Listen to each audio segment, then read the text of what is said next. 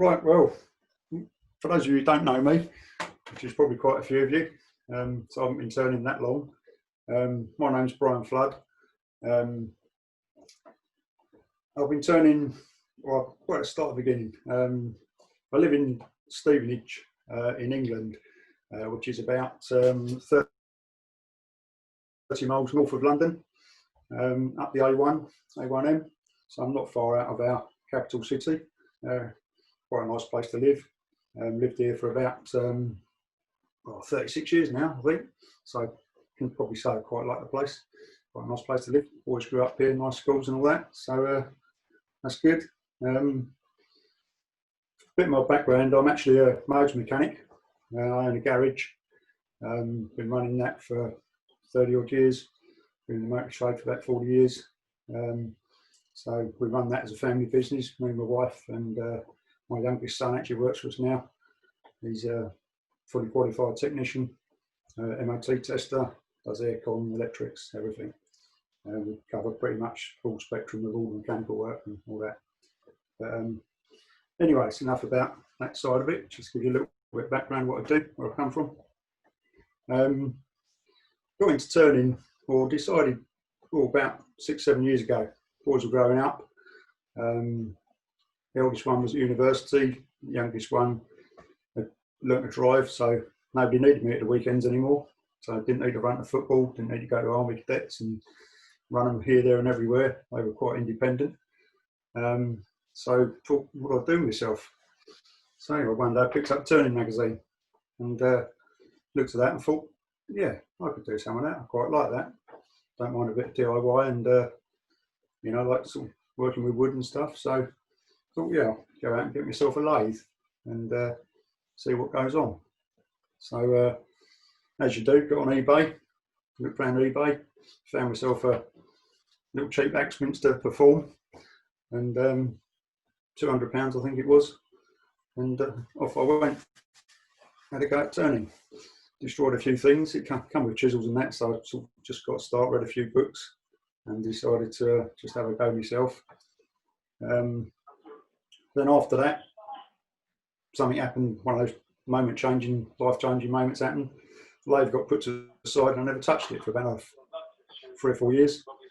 And so a few years ago, decided I want to get back into actually using the lathe. So I joined a club, and East Herts Wood Turners, that's in Hertfordshire, East Hertfordshire Wood Turners Club, and started going to the clubs and getting a bit more tips and ideas and things. And thought, well, I needed a bit more than this. I needed to know really whether I'm doing things properly or not. So I booked myself on a course, joined the AWGB, which come through the club. And the AWGB run beginners courses, if you like. So I applied for one of those. It seemed to take quite a long while to come through. I'd almost sort of given up, thought I'd dropped off the list or whatever. But one day somebody phoned me up, said, you booked on a course. You apply for this course, you still want to do it? So I thought, yeah, great, yeah, give it a go. So turns out it was with Andrew Hall up at Bishop Auckland, or near there where he lives. And thought, well, it's a bit of a trek, but yeah, it was great. I'll go for that. So off I went up to Bishop Auckland. Turns out it was a split course. It was a 4-day course to start with. Then you went away with a load of homework and tasks to do and things. Then went back for another 3 days. I think 5 weeks later, something like that. And you had to be able to make a piece in a certain given time. You had a time frame to do it, and you had to make it. And that was it. It was really good. Really good course with Andrew. And yeah, an assistant, Alan Joyce, who I know is listening tonight, who I really learned a lot from as well. Very helpful, very knowledgeable people. And yeah, I really enjoyed that side of it. I mean, just to show you for interesting, a few things that we had to make on the course. And we started off with the dibber, like that, which is one I made on the course. I'm trying to pick my iPad up because I can see what I'm doing then. Just bounce that up here. yeah, so that's sort of the first thing I ever made on the course. Good for beginners. And a few other things. Knocking everything over. This is the other thing. I had to make a lamp, so ended up designing and making that. And then after I got back, I thought it deserved the lampshade, so I turned the lampshade out of wood as well, and fit the company top. Works out quite nice. Over there. Yeah, so I mean, really enjoyed that. Got the course. Actually completed that. It's just about 2 years ago this month, and thankfully I passed. And you end up with a nice certificate, which I've actually got on the wall over here. I don't know if you can see it from that camera angle, but basically you end up with one of these. Signed by Paul there, you can see at the top there, up there somewhere. Thank you, Paul.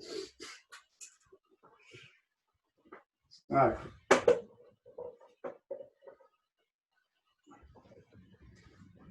Yes, that's basically how I got into returning, and I've only been sort of, like I say, I consider myself still very much a beginner.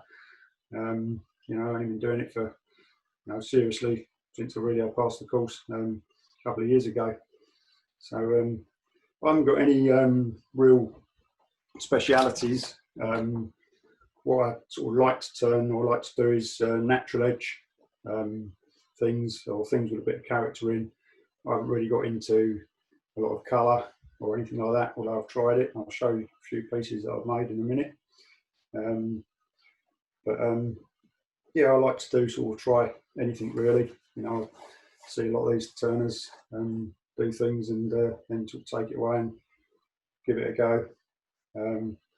You know, just have a go at anything really, and still sort of trying to find, you know, if I've got an actual one way I want to go, whatever. A lot of you guys seem to do specialist things, you know, like the basket effect we saw the other week from Harvey. Andrew's had his hats in the past and other things I know he does, and his blues bowls and that now. But I'm still sort of finding my way a bit really, you know, learning what's good, what's bad, what I'm good at. If any of it, I don't know. I'll let others be the judge of that. So yeah, so that's sort of a bit of background of how I got into turning, and that side of it. I'll show you a few pieces that I've made that we did. I'll show you this is what we had to actually make to pass my AWGP exam. You've got a set time. I know a lot of you turners probably go, oh well, yeah, that's easy, I could do that. For me at the time, sure, I was sweating, I think, come the end, but managed to get there. Literally, you start off the day, give them 3 pieces of wood, and they're playing, and it's all got to be done to dimensions, and it's off you go. You start at 10 o'clock, I think you've got 6 hours to make it. Which, like I say, for you guys, of course, oh yeah, I'm not getting out an hour or so, but for me as a beginner, it was quite an achievement for me to come up with that at the end of 6 hours. So yeah, quite enjoyed that. Like I say, I like to do natural edge stuff. This one's probably one of my favourite pieces that I've done. A friend of mine gave me the wood, Steve Murray from our club. I don't know if he's listening tonight. I know he's been on here a few times. Yeah, so that's the sort of thing that sort of I like to do. I like to turn things with features in the wood that shows its own, you know, its own character. I don't like to add too much. I like to see the grain and see all the bits that are in it and that. So that looks. So I quite like that one. Likewise, there's another one, a bow. I've tried to keep the edge in it, a natural edge, you know, so it's not all perfectly round and everything. It ends up with nice features in the bottom. Yeah, so that's another one that I've done. Recently, I found a big piece of wood on the side of a road once. I actually pulled into a lay-by. And this great big sort of root ball was there. So, like you do, I slung it in the back of the car and put it on the lathe, and this is what it's turned out at the end of the day. There again, it's a bit chunky, a bit heavy, but it's the only way to sort of keep all the features in there, is to keep it in. Quite a few big sort of cracks right through it, and you can see right through at certain points. But I like it. That's the sort of thing that I think I like to turn. So I've been a bit inspired by, I've watched a few Al Furtado videos, I know he's over in America. He sort of seems to be able to pick something up and just looks like an old piece of driftwood and make something of it. I think that's quite clever. That's what I sort of like to do, really. Is just try and make something out of, not just get a nice square block or whatever, just something unusual, and see if I can get something out of it. Also, I've done a couple of courses. I've done another course. Andrew Hall came down to our club, did a hat turning course. So I was lucky enough to get picked for that because there was only a few people could do it at the time. So as you can probably see in the background, I've got my Andrew Hall hat. So I'm a proud owner of one of those, made by myself, which yep, I like that. So made a little stand for it, so it sits up here in my gallery, and sort of pride of place, really. It's all brings back memories of going on the course and things, and that's good. Another big one that's I've made recently is this this big oak vessel. This actual pattern was in the wood already, grew right up through the tree. There again, Steve Murray gave me this piece of wood. He had it at our last club meeting. Somebody had just cut the tree down, and it's oak, and it was still wet. So I literally took it home and turned it, I think within a week, and then left it. And as you can see, it's gone rather rugby ball shaped, and which I think really adds to it. So everything has gone the same shape. It's the top's oval, and even the base has gone rugby ball shaped as well. Done a little bit of pyrography around it, just a little bit decoration, top and bottom, around the base. There's still pyrography, pyro. But the main feature I wanted to keep was the main feature that went right through the middle. Almost looks a bit like Australia, I think. So, I don't know, could be an Australian, something like that. So, but yeah, it's quite pleased with the way that one come out. Yeah, it's my first really big Apollo form. So, yeah, it's quite pleased with it.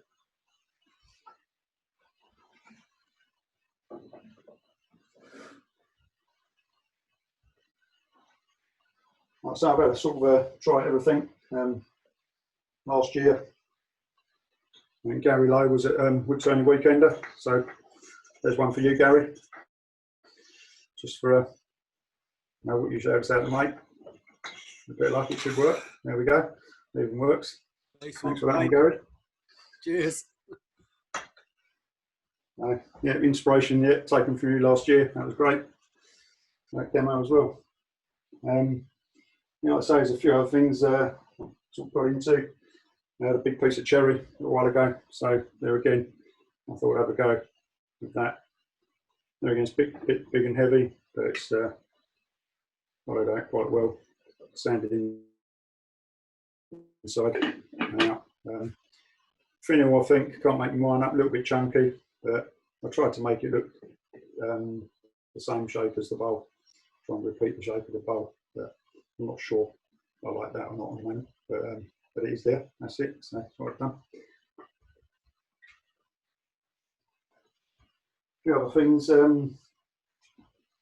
actually made this a little while ago, wing bowl. So light things were a bit of a challenge. So I tried to turn square. It was quite difficult to get this to obviously be centred. You know, I was quite proud of that. I actually made the platter to start with and thought it needed something else. So I had some oak newel posts So I've turned one of those. It's actually made out of different different sections of oak. So once I've turned it, you can see, you can just about see how the almost like segmented effect comes through. So made a little base for it. Now so it sits on there quite nicely.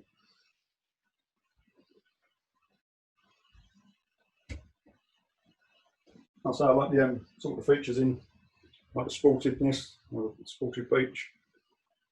So I like to keep them sort of natural, try and get the features out of the wood, and so show the wood off what it is, rather than slapping loads of colour on. Not returned, but this was the offcut from the first bowl I showed you. So just there again, just like to get the natural edge. Thought, what shall I do with that? It's an offcut. Didn't seem big enough to make a bowl or anything out of, so just drilled it, put a clock in it. Ends up quite nice on there. What else can I show you really? Something a bit Christmassy. Started. It's our club, wanted a Christmas theme, something to make for Christmas. So made a little snowman, cookie jar really. So his hat comes off, and he's hollow in the head, and he's hollowed in the body. So it's like a double squeaky jar. Kids loved it if nobody else did, so just a little thing for Christmas really. Comes out at Christmas.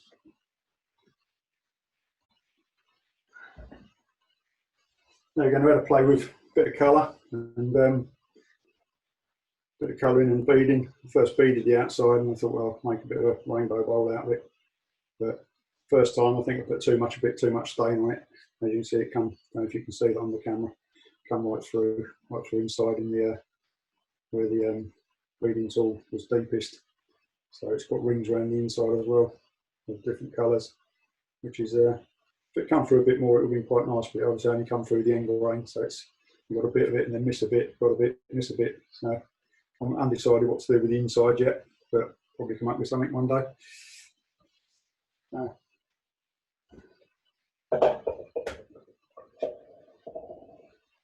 Three other things I've sort of ventured into. I've tried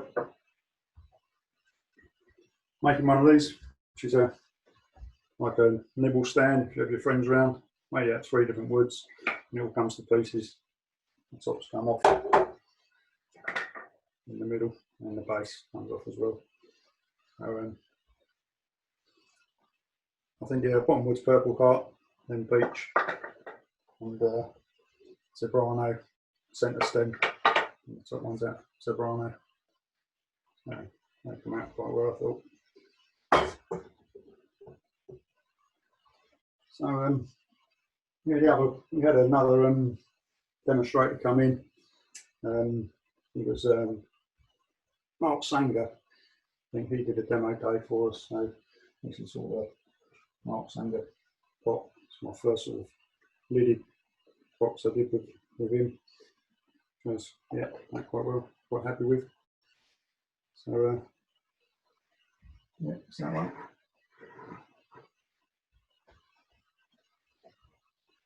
I had a bit of play with the old Banksia pods. I had an idea of Banksia pod lighthouse and filled the pods in with some milliput to give it effect of the light sort of shining through the windows of the lighthouse. There again, don't know if I like it, don't know if the dimensions are right, but you know, you make these things and that's it. Sort of bit of sporty beach to look like the rock base that it sits on. So that's just another thing I sort of turned out. Like I say, I'm sort of in early days yet. I just try all sorts of things and finding my way, just trying things out, you know, and see how I get on with them. I can see on my other iPad what's going on. Basically, right, yeah, we workshop down the workshop now, which is actually down in my garage at the bottom of the garden.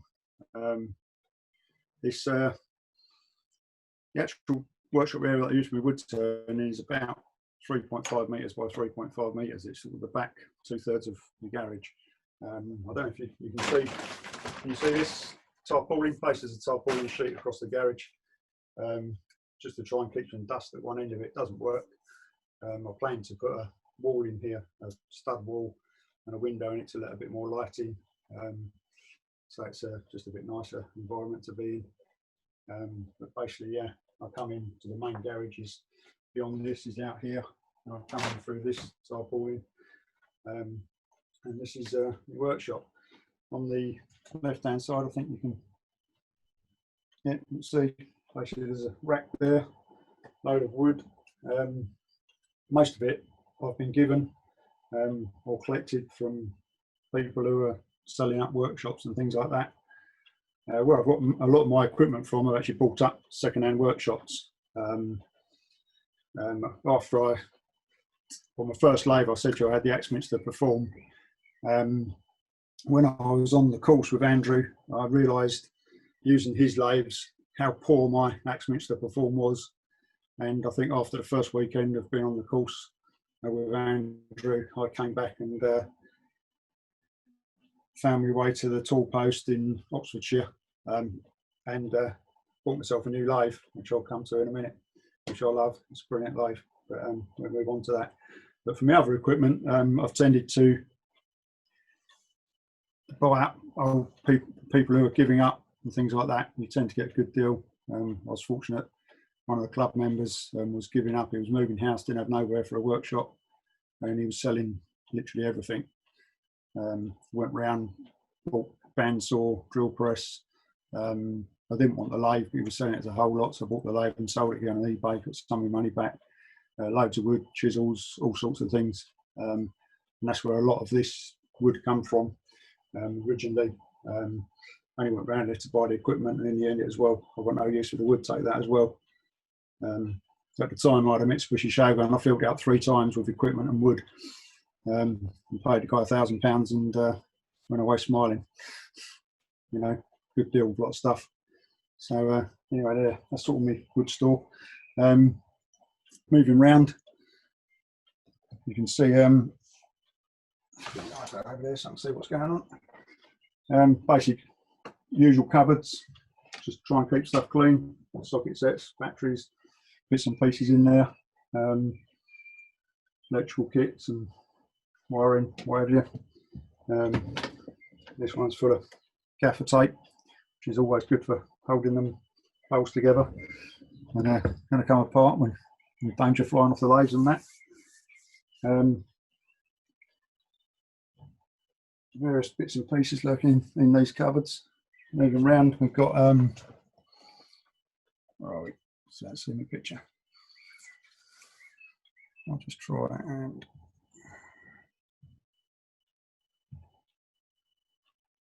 let's make a few. Yeah, up here I've got racks with all my nuts and bolts and screws in.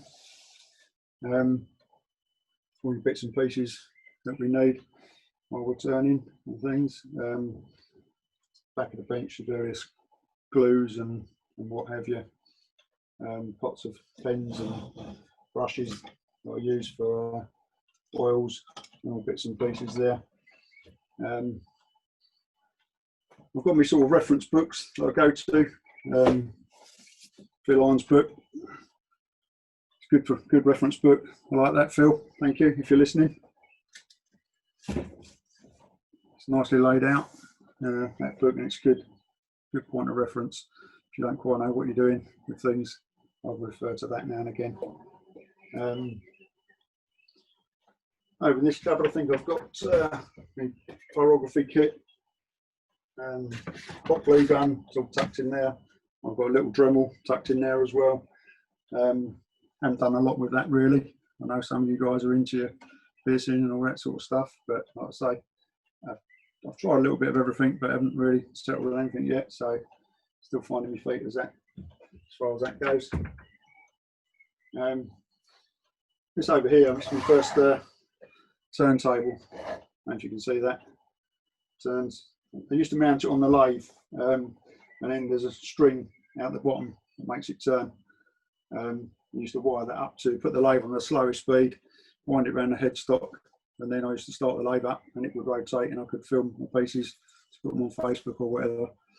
You know, but then I bought an electric one, so they're far easier, far better to do. So I use that. Underneath the bench, I've got, I don't know if you can see it from there. Let's have a look. Down underneath my bench, I've got my McNaughton hollowing kit down here. Not hollowing kit, bowl saver. I got that from the club as well, fairly cheap. I think somebody put it in an auction once. We were auctioning a load of tools off, so I picked up that at a good price, second hand. Used it a few times. I think this one over the back here, this was used with the McNaughton. I've got 2 more bowls out of that I've turned. This one's still sitting on the bench waiting to be done, but it's I think it's a little bit rotten, that one, so I don't know what's going to happen there. We'll find out one day. See how that one goes. So yeah, that's sort of just, this bench is full of tools, drills, planers, circular saws, various bits and pieces all stored underneath this bench. Yeah, I didn't mention on the back on the doors of my cupboard, I've got my Chestnut Products chart, so compatibility chart. So it's always good to have. I don't know if anyone's got one of these. It's a quick reference if you're putting your waxes on and you don't quite know which thing to put on first. It's a good chart that tells you, you know, whatever you put on first, what you can overlay it with, what matches and what doesn't. So it's quite good. Terry does. I think you can actually download it free off Chestnut Products website, so you don't have to pay for it. Moving around the workshop, getting down to the sort of back wall of the workshop. I think you see that now. Up the top, I've got my cellulose sanding sealer and my chestnut bits and pieces, my waxes, lamp sheen there, some gilt cream, as well as sort of keep all my waxes and polishes, things. Also got milliput, normally sort of finishing stuff and that stuff there. Moving across, we've got, you can still see that on screen, sort of sandpapers, sort of stocks of sandpapers, different grits, little discs and that we use on the Simon Hope tools, and that all kept up in there. And along the wall, people with chisels all laid out, so they're all there ready. I can see what I've got straight away at a glance and know where they are on that. So yeah, it all comes to hand. Got me calipers that I know Andrew Hall does. I bought these off Andrew Hall. Very good. I know other people have mentioned them. Yeah, brilliant piece of kit. They're getting sort of nice thickness and that on the bowls and things. They'll hang up on the back wall. And down on the floor, I don't know if you can see there. Down there, I've got Triton thicknesser, planer fixer, which I think is a great piece of kit. I haven't actually had that long, but yeah, the discs that are next to it, somebody asked me to do. They wanted a load of centerpieces for an outdoor party they were doing. It should have been next month, but not going to happen for obvious reasons. Move my iPad around so I'll see what's going on. Yeah, so I cut them and put them through the thicknesser, but they're just waiting there to be finished now. Like I say, I don't know what's happening with that, so all going to happen next year now, I think. So yeah, moving on from that, at the end of the tool rack, I've got the Simon Hope hollowing tools I've used a bit, and the long boring drills for doing the lamps and things. They're all tucked in there on the rack at the end, and quite like the Simon Hope ones. They're good, yeah, really good tools. I haven't got any other flashy laser jigs for doing hollowing or anything like that. I'll just do it the hard way for now, if you like. You know, hollowing jigs and that, laser jigs might come one day, but it's, you know, it's all more expensive all the time, isn't it? You've got to spend out for. So moving around a bit further. Oh, over there. Yeah, I've got my rack, got my chucks in it. I've got 4 chucks. I've got a couple of Versa chucks from the tool post, which are really good because you can buy the carriers, fitting the Versa chucks, you can buy different carriers for all different jaws. So if you had some axminster jaws, saw and get carriers so they fit all the different jaws and all go into one chuck.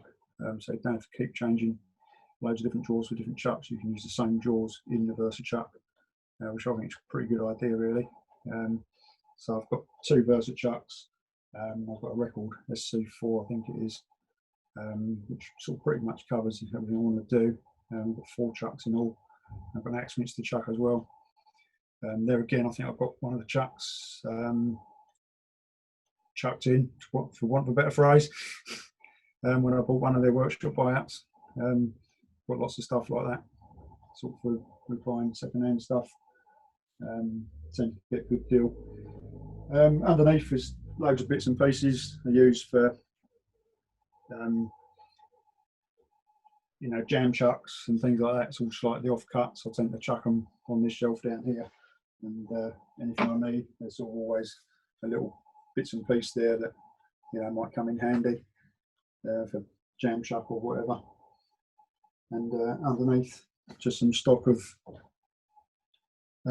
bought wood, all ready processed. I'm running low on that. As you can see, the shelves are getting empty, so they need to get down the shops or somewhere sooner or later. So moving around into the corner, I've got my bandsaw. Like I say, that was part of the first workshop I bought. It's been, you know, a pretty good saw, really. You know, I can't really complain about it. So I think it's German made, and yeah, it's a really good piece of kit. I've got a belt sander here as well.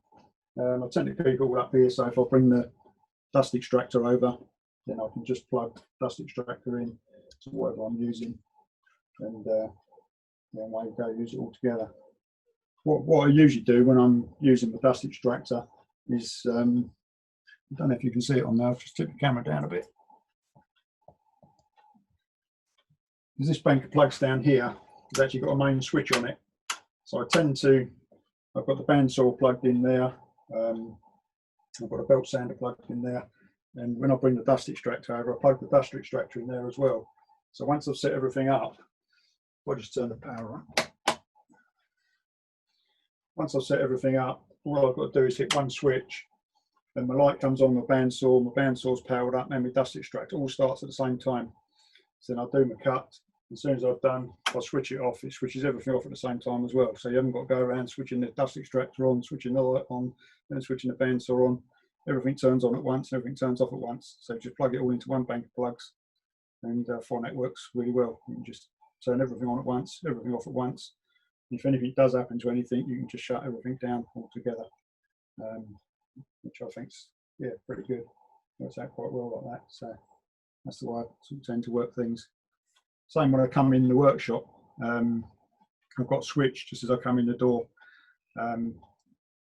place an extension lead, and I turn that on, and that powers my lathe up, powers the dust extractor up in the ceiling, powers everything up at once. So once I turn that one switch on, my lathe's powered, my dust extractor's powered, the lights over the lathe, everything comes on together. So you're not going around switching everything on and off. It's easy to turn everything off at night as well. Just turn one switch off and it shuts load things down at once, which is a quite efficient way of doing things. As you can see, yeah, you can see on that camera shot, I use a Trend Air Shield Pro, because when I'm sanding and a lot of time when I'm turning, I use this as well. Find it really good, especially the fact I wear glasses. You can wear your glasses inside it. When you've got it on, your glasses don't steam up.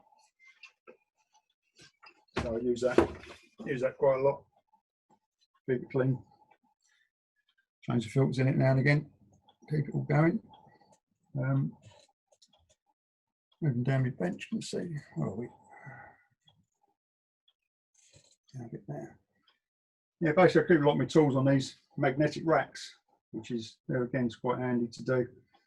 I find if you put them down on the bench all the time, it gets covered in sawdust, all the chippings off the lathe and wood shavings. You can never find what you've got. If you've got one magnetic racks, just turn around, flick them on the magnet racks. You know, they're great, keeps it. And it's all at eye, all eye lines. When you turn around, you can see exactly what you want and where it is straight away. One that's quite a good thing to do, keep them on these magnetic bars. And you can keep your jaws shut. They're quite strong, they stay on there as well. So yeah, keep all that sort of stuff up there. Obviously got lots of pens and things. Got my chargers over here for my drills.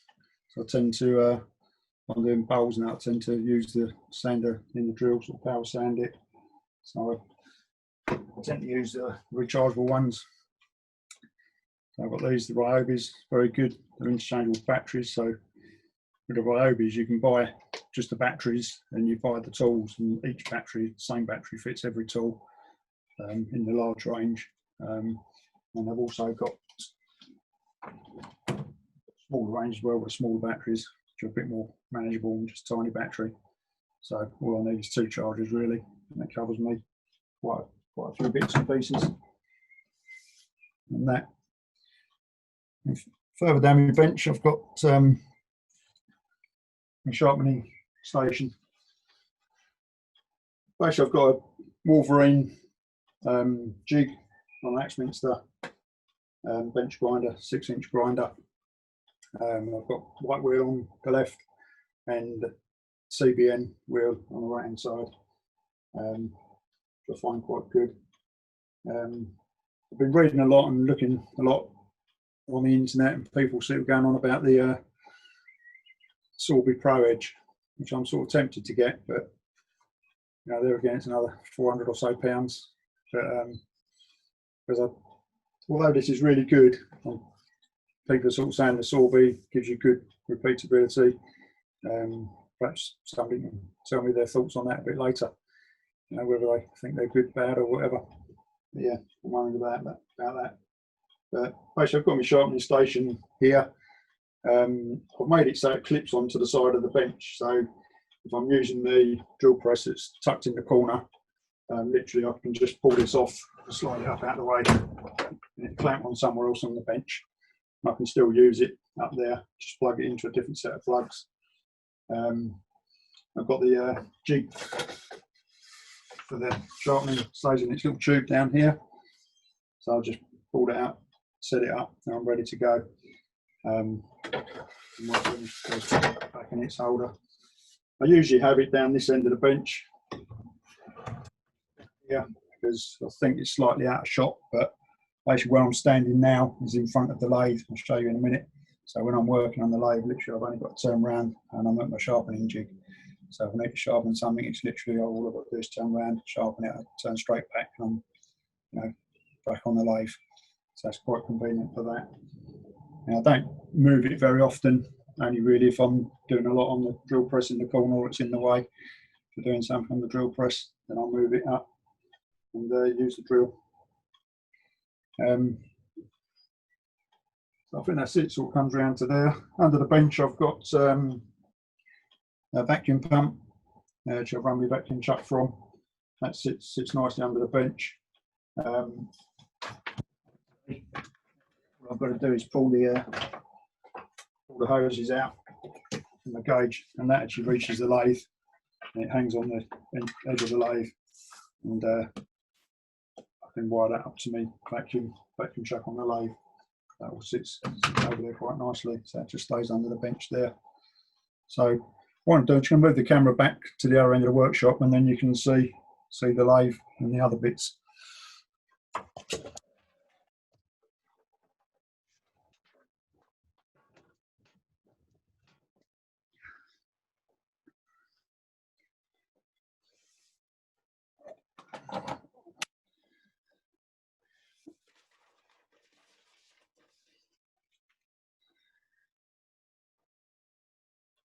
Yeah, so I'll say that's my lathe. I said when I went on the course, and I realised, started using Andrew's lathes up in his workshop, and I realised how clunky my old Axminster Perform was. I think it was old when I bought it. So come straight back from first weekend on his course and said to the wife, "Nah, if I'm going to do this course, I need some better equipment." So off I went to the tool post down at Didcot, and he stocks the Killingers, had this one in stock. So Killinger KM 1450 SE. It's got 200mm over the base, over the bed, which I think is well big enough for what I want to do. It's not that long a bed, but then I was never really planning to do spindles or anything. I've always more been into bowls and stuff like that, so I wasn't really worried about the length, although you can buy bed extensions for it. And you know, if I want to do long stuff in the future, just get rid of this stool. I'll just sell. It's got a remote control pad. You can move wherever you like, which is good. And if you want to turn bigger than 200,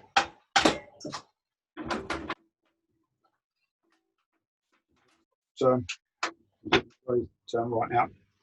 So very versatile, great piece of kit. Really glad I bought it. I think it definitely made a difference to my turning. Yeah, and it's yeah, I really like it. Really sturdy piece of kit. You know, it sits really solid on the once it's all set up and leveled. It's yeah, really sturdy.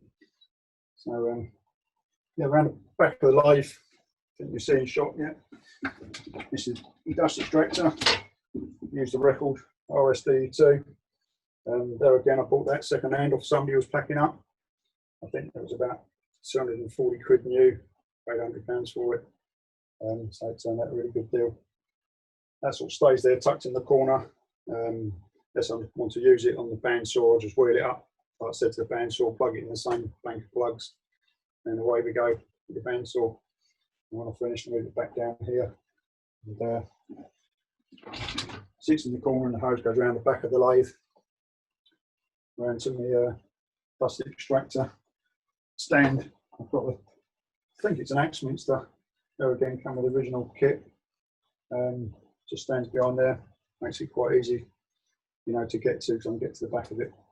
I used to have the lathe up against the wall, and I've always had trouble getting the dust extraction behind it and things like that. But now the lathe's at one angle in the workshop, works quite well. You can get right around it, do everything you want to do. And that, yeah. This I made a little, basically, workbench or tool rest. I keep my tool rests on there. They're all there, ready to hand where I want them.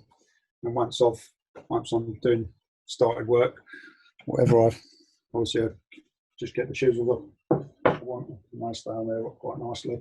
That just sits at the end of the lathe. So everything's to hand. So basically from here I can, you know, I'm working, I've got my tools there, working on the piece, and then sharpening, I've got the sharpening jig right there, right next to me. So everything's close to hand, you know, where it's just makes life easier to be organised like that, all in one area and that. So that's what we do with that. Let's put that away. The air filtration system I've got, I don't know if you can see on that shot. Let me just set that up a bit. Above my lathe, I've got an LED light up here that is really good. I bought those from Costco. Do them. I think they're £30 plus VAT, and they're really good. They come with a 10-metre lead on them. So all you've got to do is put 2 screws in the ceiling, hook them up, and go take your lead somewhere and plug it in. You can either have it on pull cord, so it turns on and off when you're coming out of the workshop, or it has actually got an infrared sensor in it. If you just leave the pull cord on and put it on infrared, the minute you walk in the workshop, it turns it on. If you forget to turn it off when you walk out, 5 minutes later, it turns itself off. They're really good. I've got a couple of them out here. Really put out a lot of light, which I seem to suffer with not being able to see as well as I used to be able to. So great light in the workshop, I think, is key. I think Pat's mentioned that before. The amount of lights he's got in his workshop. It's all about being able to see what you do. Makes it all better. My air filter is up in the roof up here. I think you see that. It's like a false ceiling here. And I've tucked it up in the top of the roof. It was always a pain to get to clean. So couple of months ago, I thought there's got to be an easier way than this. So I decided to cut a panel out of the false roof, and I think I can probably show you from here. Basically, made a hinged panel, pull the pin out, drop this panel down, just lean it on my tool rest, and there's my air filter. All it does is sit on a block under here, and there's a couple of hooks on the front end of it that hook into. It's very easy to lift it out, bring it down, clean your filters. Once you've done, I should probably back up again onto that. Back up she goes. Back up into the ceiling, so it's all tucked away. So it's quite easy to get down and clean the filters on a more regular basis. So I found it was tucked away up there. I used to forget about it, and then suddenly wonder why there's so much dust in the workshop, because everything was clogged up there. It wasn't doing its job. So now it's a lot easier to bring down and clean. I'm trying to be cleaner and more dust free, and it's obviously better for your health than that. You keep more dust out of the workshop than in. So yeah, so what was that? That gets tucked up there. Likewise, when I come in the workshop, that's plugged into the same plug that the lathe does. As I come into the workshop, I haven't done it tonight because of the noise. I'll switch one plug on, it turns on the dust extractor and powers everything up. So as soon as I come in, as long as I hit that switch, what I've got to do to turn the lathe on, it turns the air filtration system on as well. So I'll leave that running all the time. Invariably leave it on for an hour or so after I leave the workshop as well. So it clears everything up, stops it all settling. Well, basically, I think that's it. That's sort of a bit of what I do, where I come from. That's my workshop. So, any questions? There is a few for you, Brian. We'll just with your extractor, because I was just wondering myself. The end of it, I take it, is exposed out over the lathe. It's not all up behind those boards. No, just at this end. I don't know if you can see at this end. Yeah, it goes up, yeah, and that's where the false sealing is. So literally, it extracts it straight off the top of the lathe, and the extractor's just here. And then it blows it out the other end, and it comes out and circulates back around the workshop. So it's always going around the workshop. Great idea. Okay, just going back into your display, people were passing comments that there's no wasted wood in your workshop. You use every little piece of timber. Yeah, I try to. Yeah, that's why there's so many bits and pieces on the shelves. So I tend to not throw it away. I'll cut a piece. I think I don't know if you can see if I move the camera. Where are we? Back around here. Yeah, this is looks like a nice big piece of laburnum up here, but as you can see, there's a big lump missing. So I've kept the rest of it. Obviously, it's still quite a big chunk there, but yeah, I like that with a lot of stuff. I tend to keep it until you can't even make a matchstick out of it, and then yeah, then it's time to throw it away. Okay, you've caused an argument with some poor fella in his house. His wife has given out to him that he should be making the things that you're making, so you've someone in trouble. Yeah. Where do you get your wood? Sorry, go ahead. I'll say it's nice if somebody thinks they want to make what I'm making. Yeah, that's nice. Inspiration, Brian. Where do you get your wood? I say a lot of it I've been given. Our club's pretty good. People always sort of bring wood along, and we have a sort of raffle we did have every month. Because so many people buy tickets, there's usually a lot there. I usually get a lot from that. If not, I buy my wood from Styles and Bates. Obviously, for those of us in England, they're down near Dover. You can also buy online, and Tall Post and places like that. But I like to try and find my wood. Like I said, I like the natural pieces. I actually like to try and find it. Places who's cut a tree down, whatever, then let it dry out, season it, and do things myself. Okay, what was used to cut the timber discs? Presumably discs. The timber discs. Somebody asked what was used to cut them. Presumably. Oh right, yeah, I missed that. Yeah, over in the corner of the workshop, I've got electric Makita chainsaw. So yeah. Basically, that one there. Okay. So, electric Makita. Yeah, they come in log form. I cut them with that. Can Then put we through get a thicknesser. can we get a close up of your tool rack and just a rough idea of what tools you use in it, please? My tool rack, right, well, that's right behind you now. Let's turn that camera around. Can you just the move camera again?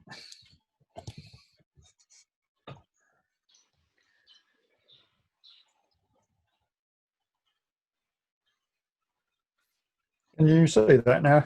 Down a bit, please, Brian. Okay, good to go there. Yep, I should just unplug this camera for a minute. Run on its battery for now. Yeah, basically that's my tool rack. A lot of these round handle ones I got with my first lathe, I think. Others I've got when I bought the workshop, complete workshop. Small chisel set I bought with the workshop. Main ones I've purchased since are these Pro PMs that I really like. These are good. These are great, which is why I bought a CBN wheel to sharpen them as well. There again, that was after doing the course with Andrew. I was using his Pro PMs when I was up there a bit because, like you do, when I took my tools with me, I think he took one look at them and said, "What's the state of those? Let's sharpen them properly." So, learned how to sharpen them as well. But used a few of his and then come away from there and thought, yeah, they're brilliant. I need some of those. So I bought the Pro PMs. Yeah, I've got the 2 bowl gouges and a spindle gouge over here. Yeah, and I love them. They're my sort of go-to tools. I use these all the time, really. And then obviously the others as need be. I've got over here. I've got the a bit fluting jig, not flip. Little bevel tool, beading tool. Sorry. Yeah, I've got a few other tools down in a bag under the bench there. I started having a go at some threading. I bought some threading tools. I've had a try at that. First attempt didn't come out too bad. It does actually screw together, but I think I was using the wrong wood as well at the time. So yeah, I've got those tucked away somewhere else. What are the clips that you're using, Brian, to hold the tools, just when you're on that subject? What's that, what the tools are sitting in? Yes. Basically, it's just a piece of MDF. Just I drill it first and then just join it with a jigsaw. Just cut it flutes with a jigsaw. So all it is a piece of MDF. Work out, obviously, the size that your tools aren't going to fall straight through. Just drill a series of holes and then just cut into the holes with a jigsaw. Nothing spectacular. Bit of MDF or a bit of ply. Then just screw to the backboard. And they just sit against the board quite nicely. There's a light under there. Actually, I'll put that on. Might be able to see a bit better. What's the clamp on your grinder, please, Brian? The clamp, what's that? The green one that was hanging down? Your grinder that you moved across your worktop, I'm assuming. You said you clamped it down, I think, to the worktop, did you? Basically, there's just 2 brackets that go underneath the edge of the lip of the bench. They're nothing spectacular. They're just 2 L pieces of metal screwed to the block that the grinder sits on, and they're screwed on just to make it just tight enough that it just clips onto the bench. Doesn't matter where you put it because the bench is the same size. It's just tight enough to clip it on, and it doesn't have to be that secure, does it? When you're grinding, you're not going heavy or anything. So all it is just to stop it sliding around, really. And nothing special, just a couple of bits of angle iron, galvanized steel.